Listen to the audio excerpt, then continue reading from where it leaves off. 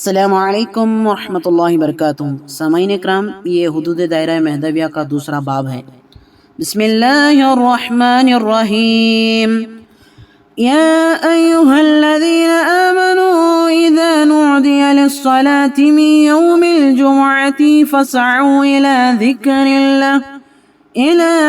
اللہ وذروا البیع ذلكم خير لكم إن كنتم تعلمون۔ شریعت کی عظمت اور اس کا تحفظ، نماز، اذان کا ادب۔ سیدنا مہدی موعود علیہ السلام فرماتے ہیں، اذان سننے کے بعد یک نوالا بھی نہ کھائیں۔ میرا سید محمود رضی اللہ تعالیٰ نے اپنے دائرہ بیلوٹ شریف میں ایک روز کھانا تناول فرما رہے تھے کہ اذان کی آواز کان میں پڑی۔ اذان سنتے ہی آپ رضی اللہ تعالیٰ عنہ نے لقمہ صحنک میں رکھ دیا اور مسجد کو تشریف لے گئے۔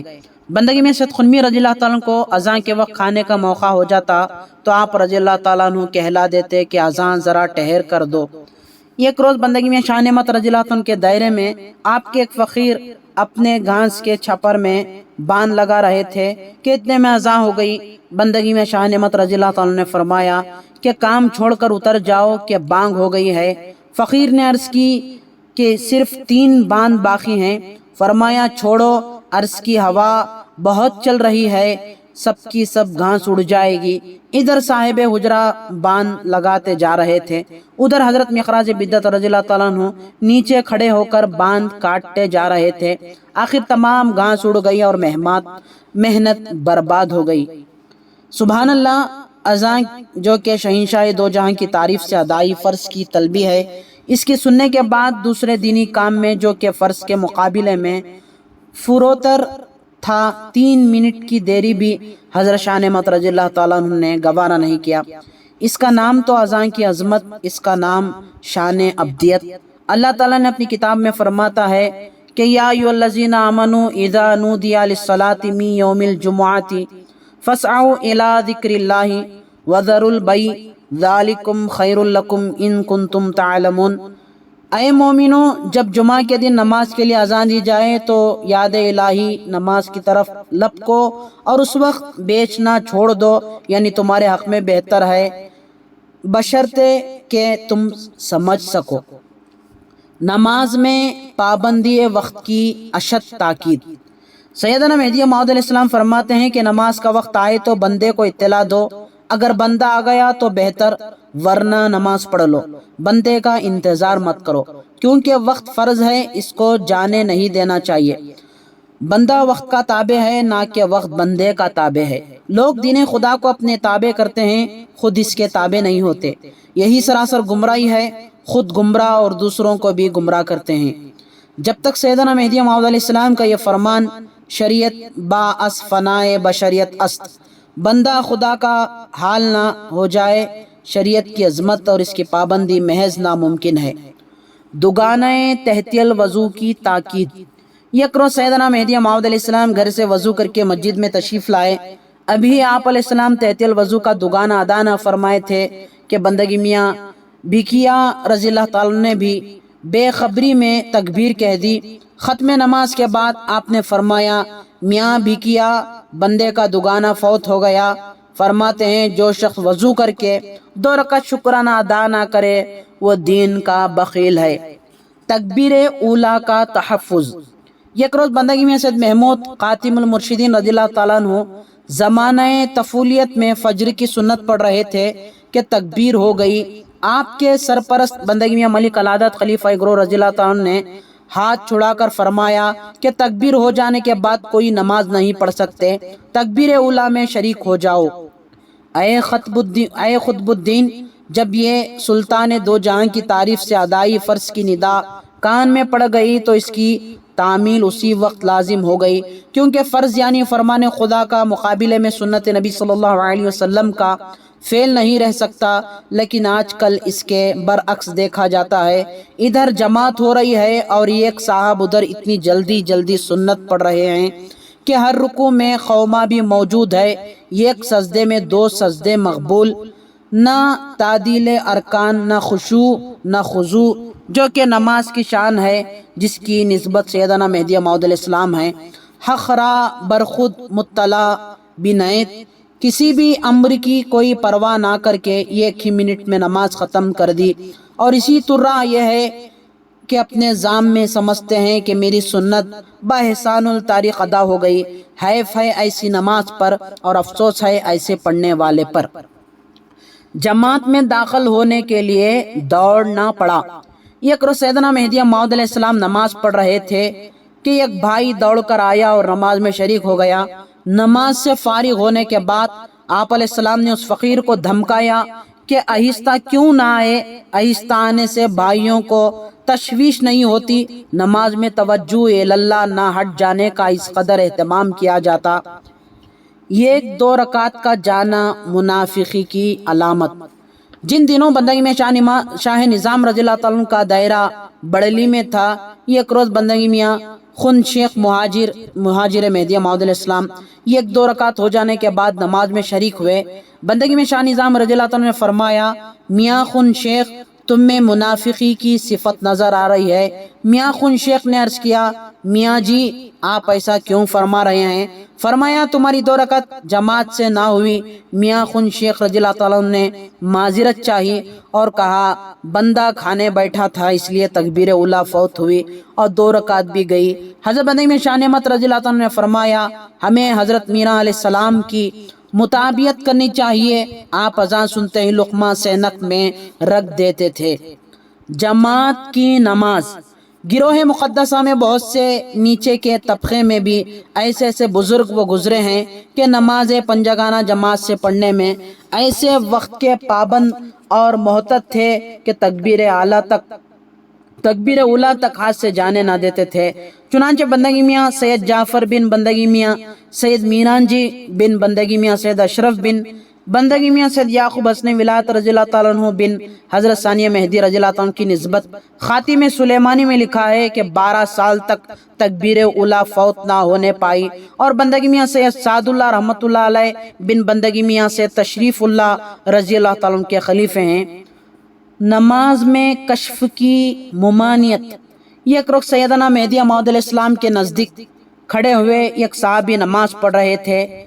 امام کے ایک سلام پھیرنے پر آپ اسی وقت کھڑے ہو کر فوت شدہ رکعت ادا کر لی۔ سیدنا مہدی موعود علیہ السلام نے فرمایا کیوں جلد کھڑے ہو گئے؟ اگر امام کو سجدہ سہو ہوتا تو کیا کرتے؟ صحابی رضی اللہ تعالیٰ نے عرض کیا، میران جی مجھے معلوم تھا کہ امام کو سجدہ سہو نہیں آیا۔ فرمایا کیسے معلوم ہوا؟ کہا کشف سے۔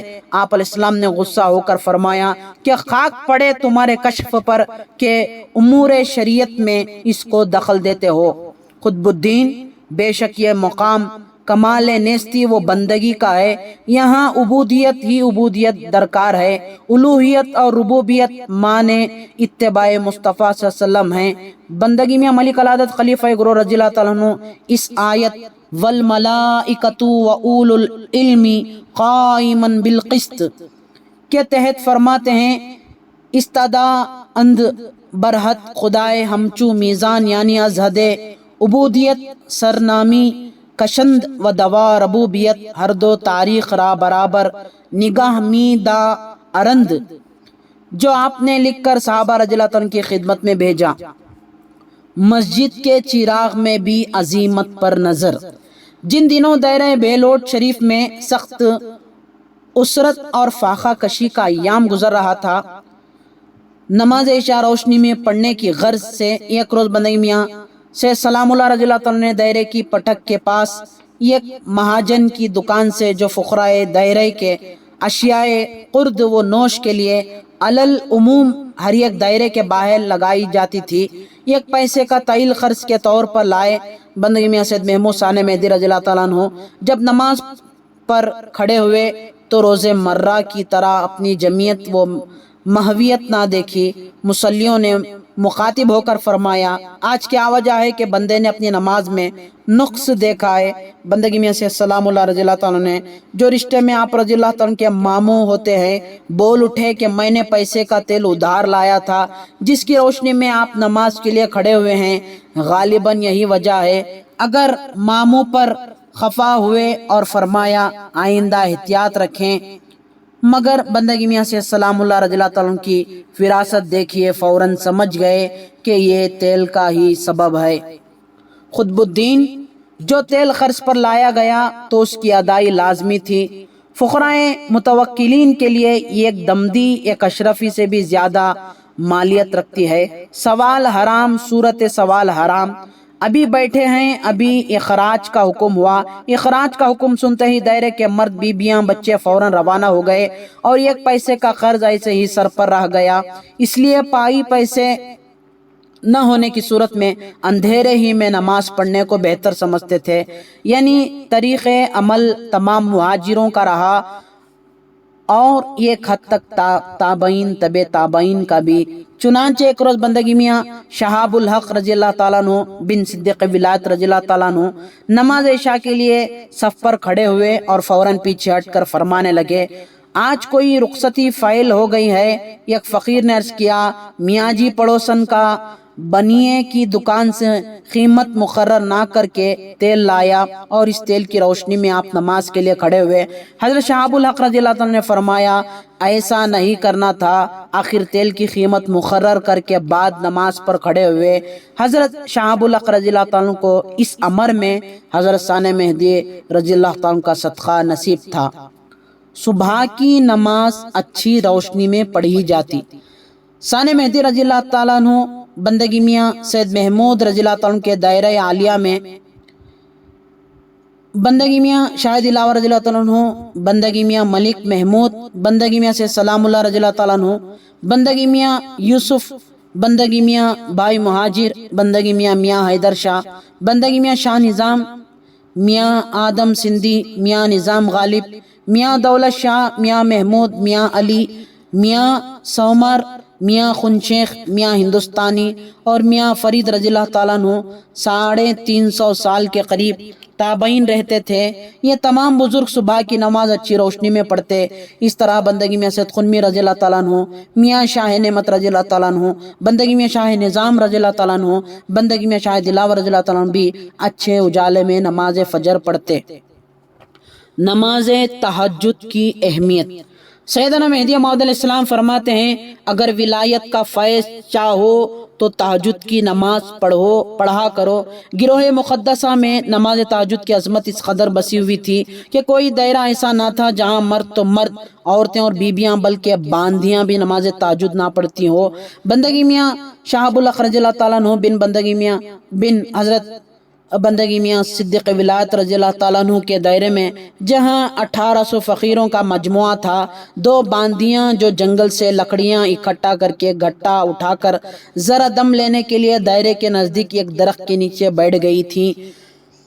باتوں میں ایک باندی دوسری باندی سے کہنے لگی، خدا کا فضل سے میری نماز تہجد عمر بھر میں ایک وقت بھی قضا نہیں ہوئی۔ بندگی میاں سید برہان الدین رحمۃ اللہ علیہ اپنی تصنیف شواہد ولایت میں تحریر فرماتے ہیں کہ نماز تہجد سنت مؤکدہ کی شان رکھتی ہے۔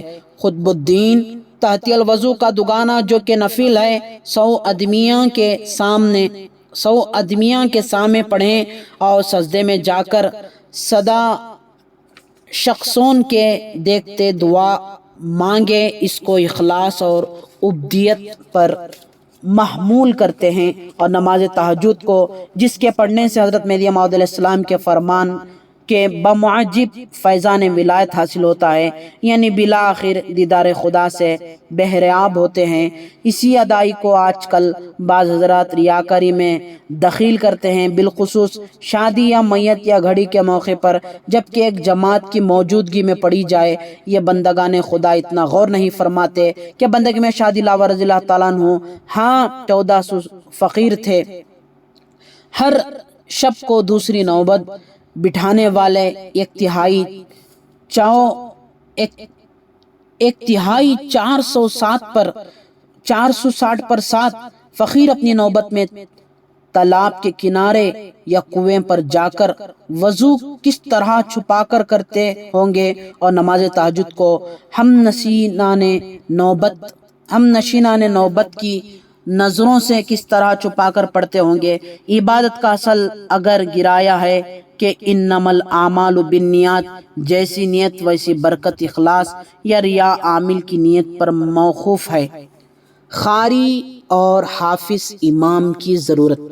امام مقرر کرتے وقت قاری اور حافظ کا لحاظ کیا جاتا، چنانچہ بندگی میں شاہ دلاور رضی اللہ عنہ کے دائرہ عالیہ میں بندگی میاں حسن رضی اللہ عنہ 7 قرات جانتے تھے، بندگی میں شاہ نظام رضی اللہ عنہ کے دائرے میں 27 حافظ تھے، حضرت خاتم المرشدین رضی اللہ عنہ کے دائرہ بندگی ملک قطب الدین قاری ہونے کے علاوہ حافظ قرآن بھی تھے، اس لیے آپ ہی کو امام کہا جاتا تھا۔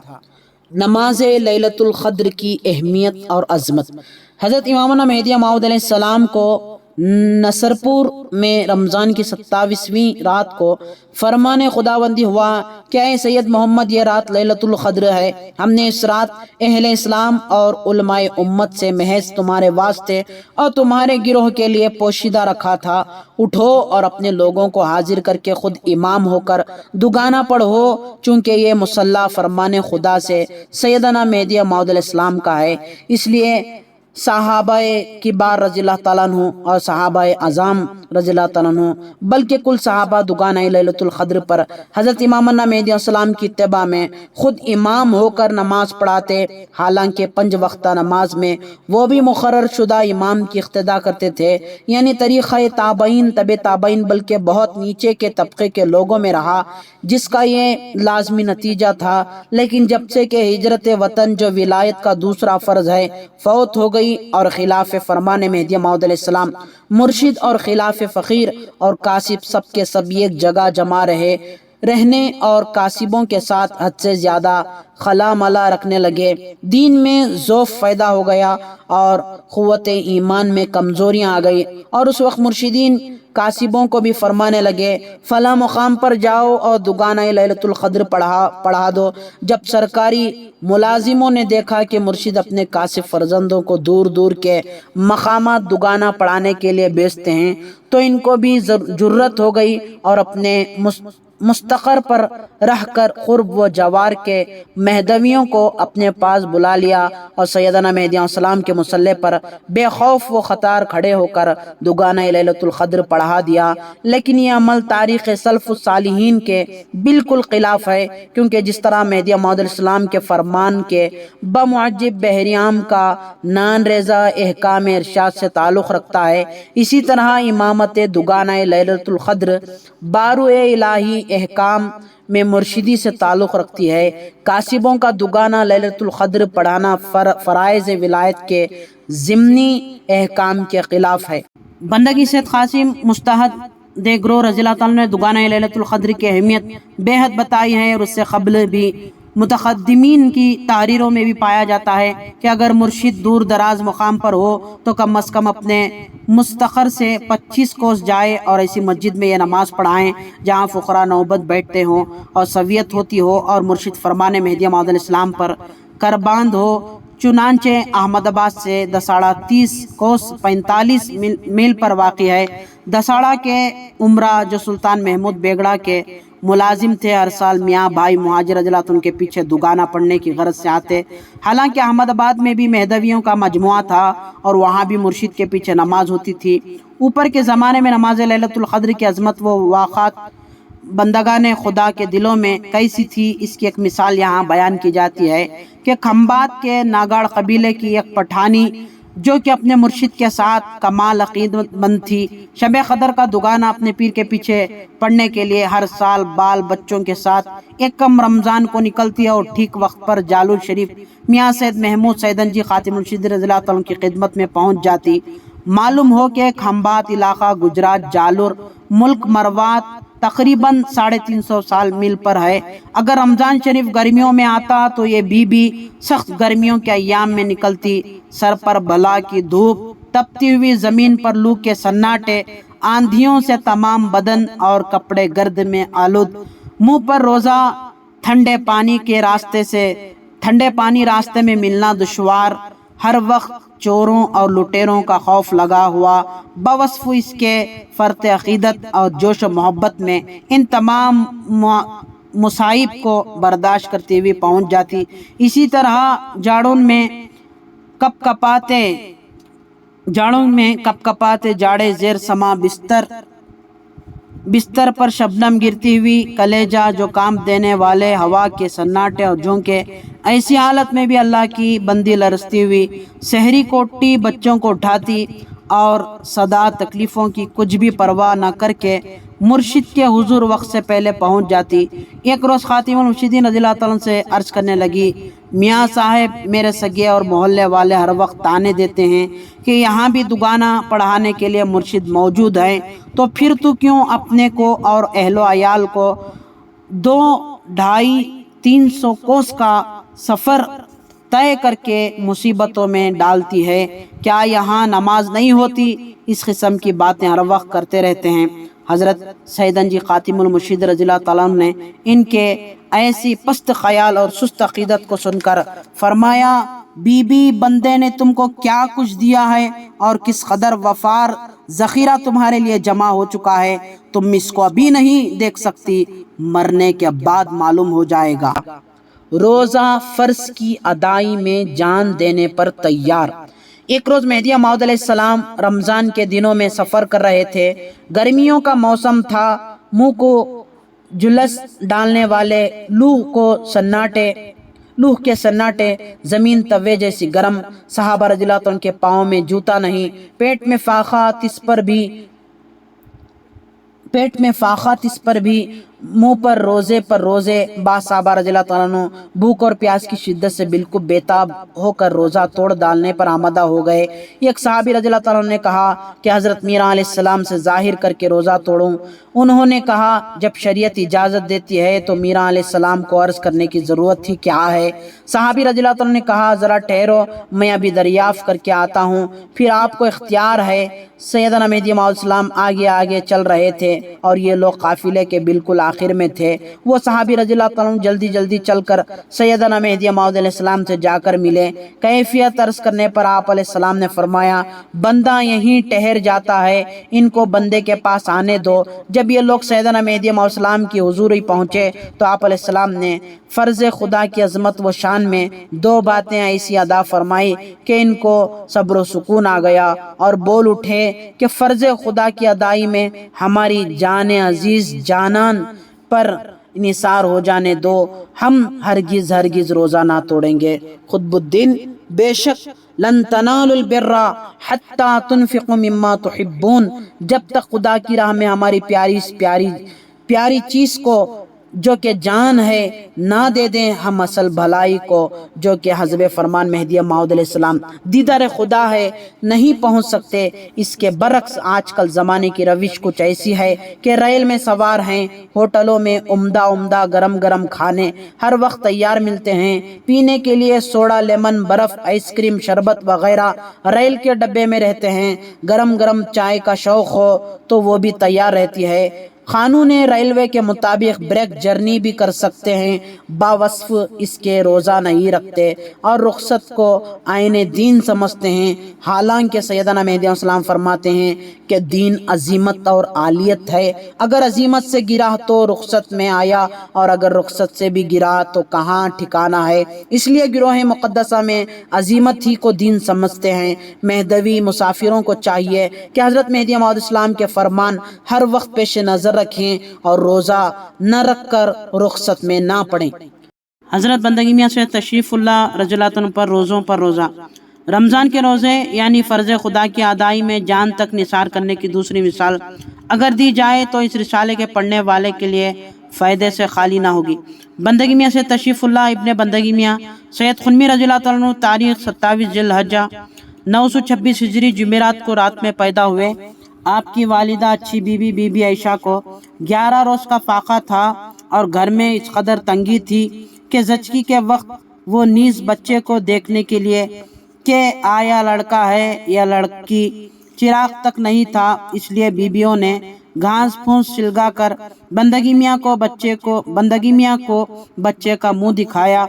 इसी तरह आपके विसाल के रोज़ 11 दिन का फाका था। शान इलाही देखिए, इस तरह 10-11 रोज़ के फाखे वालिदा पर रह कर पैदा हुए। इसी तरह आपके विसाल के रोज़ माह रमज़ान में रोज़े पर रोज़ा रखते हुए तारीख़ 11 रमज़ान 980 हिजरी को बउमर 60 سال دائرہ جلگاؤں میں، جہاں اس سے قبل آپ کے دائرے کے 700 فقراء فاخن سے شہید اکبر ہو چکے تھے، اور دائرے کے کل افراد کو ایمان حقیقی کی سویت یعنی دیدار خدا سے مشرف و ممتاز کر کے واصل حق ہو گئے۔